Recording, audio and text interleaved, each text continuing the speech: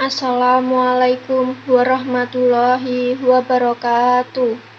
Alhamdulillahirabbil alamin wassalatu wassalamu ala asrofil anbiya'i wal mursalin wa ala alihi wa sahbihi ajmain amma ba'du. Pertama-tama, marilah kita panjatkan puja dan puji syukur atas kehadirat Allah Subhanahu wa Ta'ala yang telah melimpahkan rahmat, hidayah, dan inayahnya kepada kita semua, sehingga pada hari ini kita dapat berkumpul tanpa suatu halangan apapun dan tidak kurang satupun. Tak lupa sholawat serta salam kita sanjungkan kepada Nabi Agung kita, Nabi Muhammad SAW, yang telah menuntun kita dari zaman jahiliyah hingga terang benderang seperti sekarang ini. Hadirin yang berbahagia, pada pagi yang cerah ini, izinkan saya menyampaikan materi yang berkaitan dengan menuntut ilmu.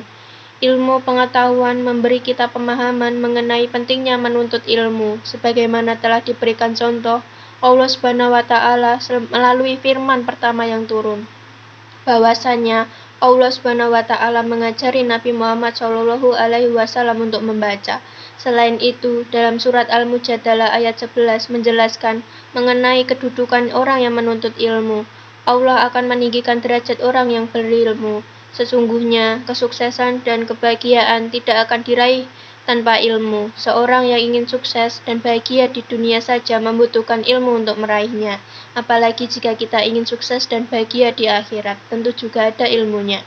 Ilmu adalah salah satu harta yang paling berharga dalam hidup kita. Ia adalah cahaya yang menuntun kita ke jalan kebenaran dan menyelamatkan kita dari jalan kesesatan.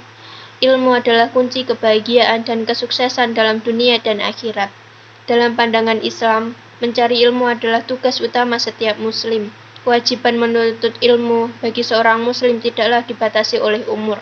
Berapapun umur kita saat ini, entah itu muda ataupun tua, semuanya wajib menuntut ilmu sampai ajalnya menjemput. Ilmu dianggap sebagai bekal yang dibutuhkan dalam perjalanan menuju kebahagiaan dunia, akhirat, dan juga sebagai cara untuk mendekatkan diri kepada Allah Subhanahu wa Ta'ala. Thalabul ilmi faridatun ala kulli muslimin, yang artinya menuntut ilmu itu adalah kewajiban atas setiap muslim. Hadis riwayat Ibnu Majah. Dalam hadis ini Rasulullah SAW dengan tegas menyatakan bahwa menuntut ilmu itu hukumnya wajib atas setiap muslim, bukan bagi sebagian orang muslim saja. Lalu, ilmu apakah yang dimaksud dalam hadis ini? Penting untuk diketahui bahwa ketika Allah Subhanahu wa Ta'ala atau Rasulnya Muhammad SAW menyebutkan kata ilmu saja dalam Al-Quran atau As-Sunnah, maka ilmu yang dimaksud adalah ilmu syar'i, ilmu agama, termasuk kata ilmu yang terdapat dalam hadis di atas.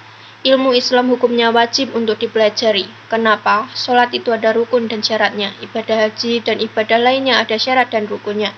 Artinya ibadah itu pakai ilmu, bukan asal-asalan semaunya, karena Allah sudah membuat sebuah peraturan untuk kebaikan umatnya.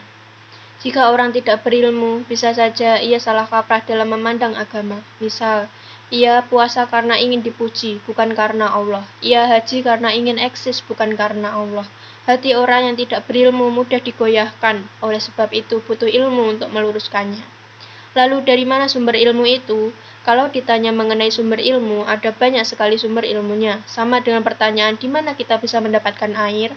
Jawabannya bisa di sumur, bisa di sungai, danau, dan lainnya. Begitupun Islam, kita bisa mendapatkan ilmu dari pengajian, kajian, internet, buku, dan lainnya. Hanya saja kita harus menyaringnya karena kadang ada beberapa penyimpangan. Jadikan Al-Quran sebagai patokan dasar. Kenapa? Kitab Al-Quran tidak ada keraguan di dalamnya. Ayatnya adalah firman dari Allah, sehingga kebenarannya 100%. Hadirin yang berbahagia, betapa pentingnya ilmu dalam pandangan Islam. Karena itu, marilah kita semua jangan bermalas-malasan, harus selalu berusaha untuk meningkatkan ilmu kita. Janganlah kita pernah berhenti belajar agar kita bisa mendapatkan kemuliaan di dunia dan di akhirat. Demikianlah pidato singkat dari saya. Semoga kita semua termasuk orang-orang yang digolongkan ke dalam golongan hamba yang pandai bersyukur dan menjadi manusia yang muttaqin di sisi Allah Subhanahu wa Ta'ala. Cukup sekian yang dapat saya sampaikan. Jika ada salah kata yang saya sampaikan, saya mohon maaf. Terima kasih banyak atas perhatiannya. Nun wal kholami wa mayasturun.